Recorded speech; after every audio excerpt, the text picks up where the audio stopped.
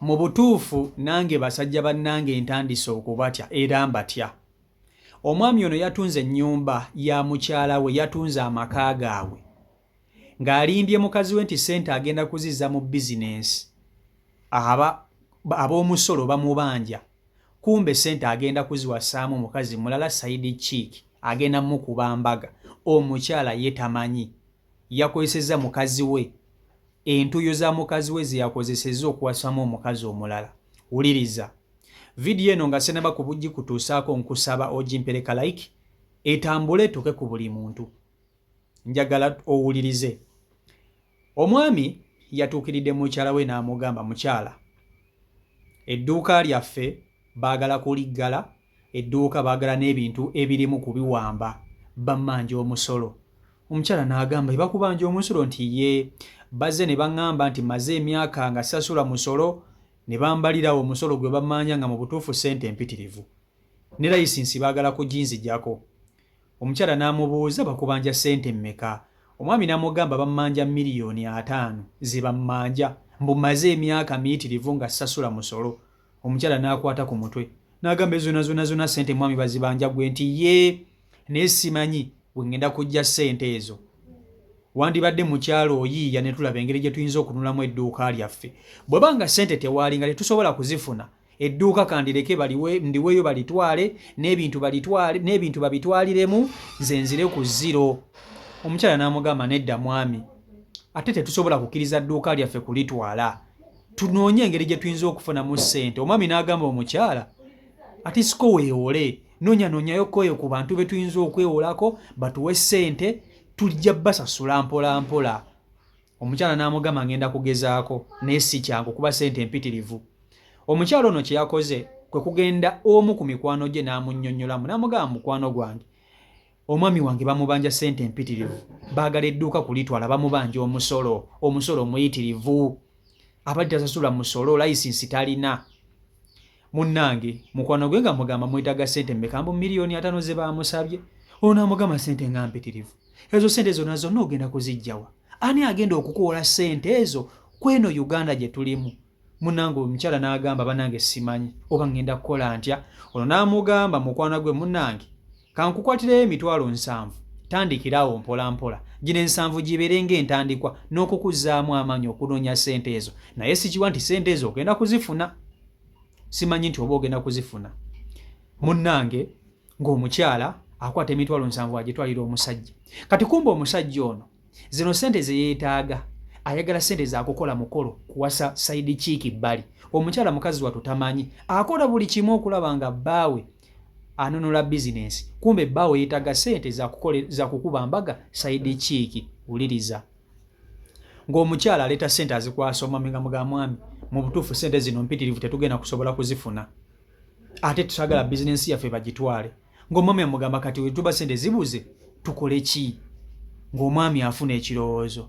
Ng'omwami agamba omukyala, olaba otya bwe tutunda eno ennyumba, ssente ze tujjamu ne tuziteeka mu bizinensi. Bizinensi bwe tumala okugitereeza obulungi, tusasudde omusolo, tugyongedde namu, tukole tunaazimba ennyumba endala, ngenda kukuzza mu double room mw'ogira ng'obeera. Omukyala n'agamba, kisobola okukola engeri gye tuli tutwanirira bizinensi okusinga okugitwala nga n'ebintu ebirimu bisukka mu $5,000,000 ze babanja ez'omusolo. Katutunde ennyumba yaffe, tusooke tununule bizinensi, tugizzeemu n'ebintu, nze ne bonziza mu single room sirina buzibu, kasita tugenda kukola tuzimbe ennyumba endala. Omusajja ng'agamba tewali buzibu, ng'ennyumba bagiteeka ku katale. Ennyumba ebagitadde ku katale ng'ennyumba bagigula. Ssente ze baguze ennyumba zaabadde nnyingi nga zisukka ne mu $5,000,000. Ng'omusajja agamba omukazi, zino ssente nga bwe nzifunye, katusooke tufuneko ennyumba mw'ogenda okikugira ng'obeera n'abaana. Omusajja ng'atunda ennyumba, amaka agabadde agagene mukyala we, ng'alyoka akwata omukyala ono amuzza mu double room. Ssente ze yafunye ng'alimba omukazi nti azitutte kuzisasulamu musolo na kwongera mu bizinensi. Omusajja nga bwe yakutte ssente ng'agenda atandika okugula ebintu by'agenda okutwala eri gy'agenda okuwasa omukazi omulala. ng'alyoka atandika okugula ebintu. Kati omusajja ono yazze n'agamba mukazi we, namugamba mukyala, nina mukwano gwange bamuyita Fred, ne Fred oyo ye best friend wange agenda kukola omukolo, naye ebintu bye talina wa kubitereka, yaŋŋambye mbimuterekereko wano ewaka. Ng'omwami akwata bintu abireeta waka, omukyala ng'agamba naye ndi mu dabuluumu enajjaamu eti ebintu bya Fred. Ng'onaamugamba oli mukwano gwange talina waateeka bintu, tufune engeri gye tubinyiganyigamuko wano ewaka. Kumbe ebintu bibye byamukola eri. Nga baleeta entebe baziguze empya, nga baleeta baziteeka ewaka, nga baleeta ebintuntu ebyo bagenda okutwala nga byo babireeta. Omukyala ng'agamba naye mwami ono Fred naye atayagala kutumanyira bumanyiizi, kyogamba tasobola kufuna wantu wayinza kupangisa kutereka bintu bye, ayina kubiriita wano waka wange, ate ng'olaba ennyumba gye nsulamu nfunda nnyo, kati ebintu bigenda kugendawo bitya bino? Omusajja ng'amugamba nnyabo, oli mukwano gwange, tomanyi Fred ngeri gy'ambeereddewo. Fred ambeereddewo sisobola kukwata bintu bye kubimuddiza.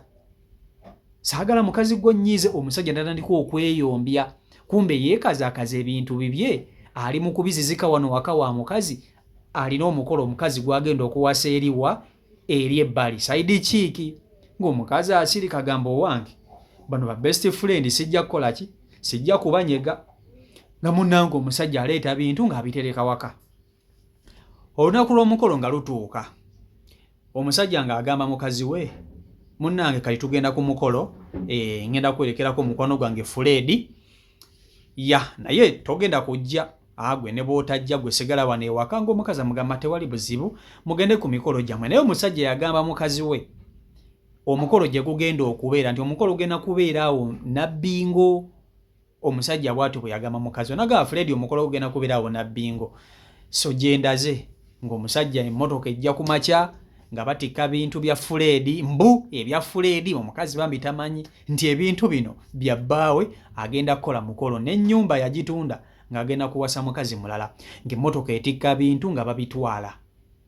Bwe babitwala, omusajja ono yalina omuntu nga olaba family friend eyali amanyi ku nteekateeka z'omusajja ono nti agenda kuwasa omukazi omulala. Baba bali ku mukolo, mukwano gw'ono omuwala, mukwano gw'ono omukyala amukubira, amugamba maama gundi, okimanyiiko nti bbaawo yategese omukolo eno e Nabbingo, okimanyiiko? Ng'amugamba nedda, mbadde sikimanyiiko, sooka ombuulire ki ky'otegeeza. Nti ye bbaawo ali eno ali mu kuwasa mukazi mulala, nokkiriza batunde ennyumba yo, omusajja awaseemu omukazi omulala.